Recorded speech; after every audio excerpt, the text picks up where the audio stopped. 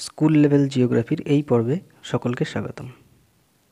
এই পর্বে আমরা নদী সম্পর্কে কিছু তথ্য এবং নদীর কাজ সম্পর্কে জানব। প্রথমেই বলে নিই, নদী বলতে আমরা কী বুঝি। ভূপৃষ্ঠের ওপর দিয়ে ভূমির ঢাল অনুসারে প্রবাহিত যে স্বাভাবিক জলধারা বৃষ্টির জল বা তুষার গলা জলে পুষ্ট হয়ে কোনো সমুদ্রে বা হ্রদে বা অন্য কোনো জলধারায় মিলিত হয় তাকে আমরা নদী বলবো। যেমন তিস্তা নদী, গঙ্গা নদী প্রভৃতি। এরপর নদীর উৎস ও মোহনা বলতে আমরা কী বুঝি। যে স্থান থেকে নদী উৎপত্তি লাভ করে, সেটা পাহাড় হতে পারে, মালভূমি হতে পারে, কোনো জলধারা হতে পারে, তাকে নদীর উৎস বলে। যেমন গঙ্গা নদীর উৎস হচ্ছে গঙ্গোত্রী হিমবাহের গোমুখ নামক গুহা। আর নদী যেখানে সমুদ্র, হ্রদ, অন্য কোনো নদী বা জলাশয়ে মিলিত হয় সেই মিলন স্থানকে নদীর মোহনা বলে। যেমন গঙ্গা নদীর মোহনা বঙ্গোপসাগর। উপনদী ও শাখা নদী কী? ভূমির মূল ঢাল অনুযায়ী প্রবাহিত একটি প্রধান নদীর সঙ্গে বহু ছোট ছোট নদী এসে মিলিত হয়, এই সব নদীকে বলা হয় উপনদী। যেমন যমুনা গঙ্গার প্রধান উপনদী। প্রধান নদীর থেকে যেসব জলধারা নির্গত হয়ে অন্যত্র মিলিত হয় তাদের শাখা নদী বলে। যেমন ভাগীরথী, হুগলি গঙ্গার প্রধান শাখা নদী। নদী অববাহিকা কী? যে অঞ্চলের মধ্য দিয়ে প্রধান নদী এবং তার বিভিন্ন উপনদী ও শাখা নদী প্রবাহিত হয় সেই অঞ্চলকে বলা হয় প্রধান নদীর নদী অববাহিকা। এরপরে জেনে নিই নদী উপত্যকা কী। উৎস থেকে মোহনা পর্যন্ত নদীর গতিপথে যে অংশের মধ্য দিয়ে জলধারা প্রবাহিত হয় তাকে নদী উপত্যকা বলা হয়। এরপর জেনে নিই জলবিভাজিকা কী। পাশাপাশি অবস্থিত দুই বা ততোধিক নদীর মধ্যবর্তী অববাহিকা যে উঁচু ভূমির দ্বারা পৃথক হয়ে থাকে তাকে জলবিভাজিকা বলা হয়। নিত্যবহ নদী ও অনিত্যবহ নদী কী? যেসব নদী হিমবাহ বা ঝর্ণার জলে পুষ্ট, অর্থাৎ যেসব নদীতে সারা বছর জল থাকে সেই সব নদীকে নিত্যবহ নদী বলা হয়। যেমন গঙ্গা। অনিত্যবহ নদী যেসব নদী কেবলমাত্র বর্ষার জলে পুষ্ট, অর্থাৎ যেসব নদীতে সারা বছর জল থাকে না সেই সব নদীকে অনিত্যবহ নদী বলে। যেমন অজয়, ময়ূরাক্ষী প্রভৃতি। এরপর আমরা নদীর কাজ সম্পর্কে আলোচনা করব। নদী প্রধানত 3 প্রকার কাজ করে: ক্ষয়, বহন এবং সঞ্চয়। এই 3 প্রকার কাজ করার ক্ষমতা বা শক্তি নির্ভর করে দুটি বিষয়ের উপর: জলের পরিমাণ এবং জলের গতিবেগ। এদেরকে একত্রে বা একসাথে বলা হয় নদীর প্রবাহ, যা পরিমাপের একক কিউসেক বা কিউমেক। প্রথমে আসি নদীর ক্ষয় কাজ। নদী তার জলস্রোতের সাহায্যে কঠিন শিলাকে চূর্ণ বিচূর্ণ করে স্থানচ্যুত করে এবং নিজের পথকে প্রশস্ত করে নেয়। একেই নদীর ক্ষয়কাজ বলে। সাধারণত 4টি প্রক্রিয়ার মাধ্যমে নদী তার এই ক্ষয়কার্য সম্পন্ন করে থাকে। প্রথমত অবঘর্ষ ক্ষয়, অর্থাৎ নদীতে প্রবাহিত শিলাখণ্ডের সঙ্গে নদী খাতের ঘর্ষণ হয়। এর ফলে শিলাখণ্ডের আঘাতে নদী খাতের মধ্যে বিভিন্ন গর্তের সৃষ্টি হয় এবং নদী খাত ক্ষয়প্রাপ্ত হয়। নদী খাতের এইরূপ ক্ষয়কে অবঘর্ষ ক্ষয় বলে। দ্বিতীয়ত ঘর্ষণ ক্ষয়। নদীতে বাহিত শিলাখণ্ডগুলি পরস্পর ঘর্ষণের ফলে বা আঘাতের ফলে নুড়ি ও বালুকণায় পরিণত হয়। এই ক্ষয়কে ঘর্ষণজনিত ক্ষয় বলে। এক্ষেত্রে বড় আকৃতির শিলাখণ্ডগুলো ভেঙে ছোট ছোট শিলাখণ্ডে পরিণত হয়। তৃতীয়ত, জলপ্রবাহজনিত ক্ষয়।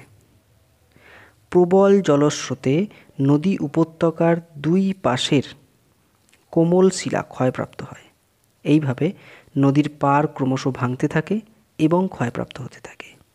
একে জলপ্রবাহজনিত ক্ষয় বলা হয়। চতুর্থত, দ্রবণ ক্ষয়। চুনাপাথর বা লবণ নদীর জলে সম্পূর্ণভাবে দ্রবীভূত হয়ে ক্ষয়প্রাপ্ত হয়। এই ধরনের ক্ষয়কে দ্রবণজনিত ক্ষয় বলা হয়। এরপর আসি নদীর বহন কাজ বা পরিবহন কাজ। নদীর ক্ষয়কাজের ফলে ক্ষয়প্রাপ্ত বিভিন্ন নুড়ি, কাঁকড়, বালি, পলি, কাদা প্রভৃতি নদী তার জলপ্রবাহের দ্বারা ভূমির ঢাল অনুযায়ী নিচের দিকে বহন করে। এই সমস্ত বস্তুকে একত্রে নদীর বোঝা বলা হয়।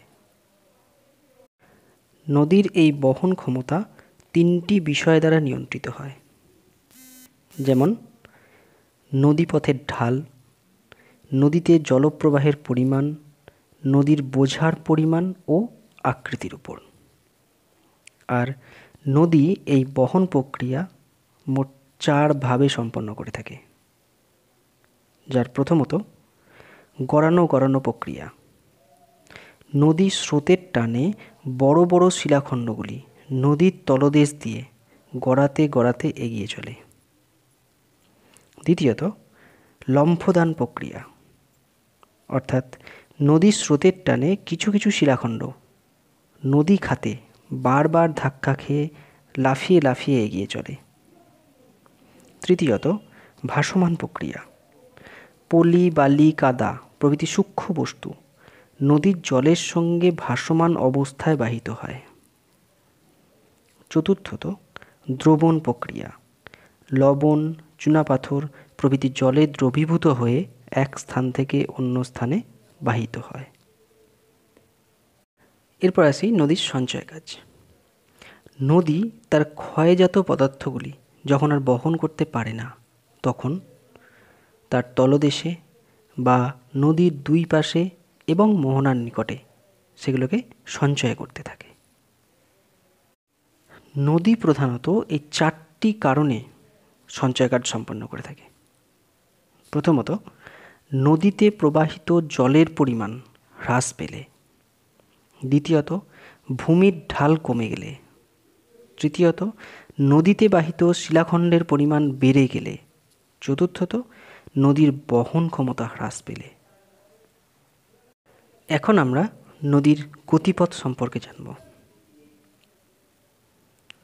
নদীর প্রবাহের তারতম্য অনুযায়ী নদীর গতিপথকে সাধারণত 3টি অংশে ভাগ করা হয়ে থাকে, যার প্রথমত নদীর উচ্চগতি বা পার্বত্য প্রবাহ, অর্থাৎ পার্বত্য বা উঁচু মালভূমি অঞ্চলে নদী যেখান থেকে উৎপত্তি লাভ করে সেখান থেকে সমভূমিতে নেমে আসার আগে পর্যন্ত নদীর গতিপথকে নদীর উচ্চ গতি বা পার্বত্য প্রবাহ বলা হয়।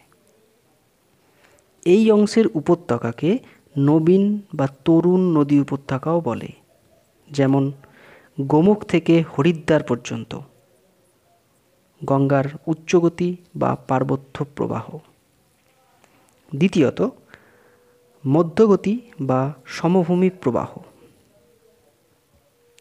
পার্বত্য অঞ্চল ছাড়িয়ে কোনো নদী যখন সমভূমির উপর দিয়ে প্রবাহিত হয়, তখন নদীর ওই গতিপথকে নদীর মধ্যগতি বা সমভূমি প্রবাহ বলা হয়। এই অংশের উপত্যকাকে প্রৌঢ় নদী উপত্যকাও বলে, যেমন হরিদ্বার থেকে মুর্শিদাবাদের ধুলিয়ান পর্যন্ত গঙ্গার গতিপথকে গঙ্গার মধ্যগতি বলা হয়। তৃতীয়ত, নিম্নগতি বা বদ্বীপ প্রবাহ। কোনো নদী যখন সমভূমি প্রবাহের পর প্রায় সমুদ্র সমতলে আসে, তখন সেই অংশ থেকে মোহনা পর্যন্ত অংশকে নদীর নিম্নগতি বা বদ্বীপ প্রবাহ বলা হয়। এই অংশের নদী উপত্যকাকে বার্ধক্য নদী উপত্যকাও বলা হয়। যেমন ধুলিয়ান থেকে বঙ্গোপসাগরের মোহনা পর্যন্ত গঙ্গার গতিপথকে গঙ্গার নিম্নগতি বা বদ্বীপ প্রবাহ বলা হয়।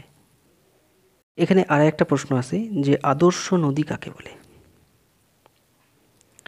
যে নদীর গতিপথে উচ্চ, মধ্য এবং নিম্ন এই 3 প্রকার গতিপথ সুস্পষ্টভাবে লক্ষ্য করা যায় তাকে আদর্শ নদী বলে। যেমন গঙ্গা নদী একটি আদর্শ নদীর উদাহরণ। সাধারণভাবে আদর্শ নদীর ব্যাখ্যা এইভাবে করা হলেও ব্যাপক অর্থে আদর্শ নদীর সংজ্ঞা একটু অন্যরকম। যে নদী তার ঢালকে সমুদ্র তলের সঙ্গে বা স্থায়ী তলের সঙ্গে সমতা রেখে ক্ষয়, বহন ও সঞ্চয় কার্যের মাধ্যমে পর্যায়িত ঢালে পরিণত করে, সেই সকল নদীকে আদর্শ নদী বলে। এই ছিল আজকের আলোচনা। এর পরবর্তী ভিডিওতে নদী সৃষ্ট বিভিন্ন ভূমিরূপ সম্পর্কে আলোচনা করব। ভিডিওটি দেখে নিজে উপকৃত হলে অন্যকেও উপকৃত করার অনুরোধ থাকল। ধন্যবাদ।